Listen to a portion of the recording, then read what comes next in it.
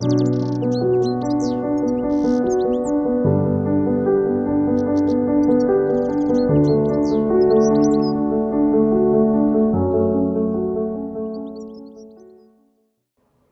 to another myForest tutorial.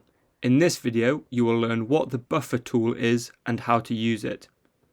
Buffers are a set distance from a specific point, line or polygon, either outwards or inwards. You can add buffers to compartments, sub-compartments and features in myForest.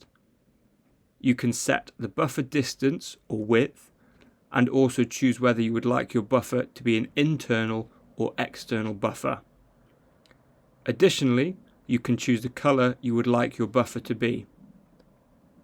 Selecting the compartment, sub-compartment or feature you wish to add a buffer to, click the options icon found on the right hand side of the item you wish to add a buffer to.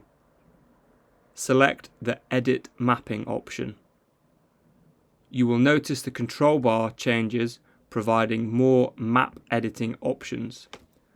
You will find the option to add a buffer and edit the buffer width, direction and colour. Clicking the direction drop down, you can choose for your buffer to appear inside your polygon or outside.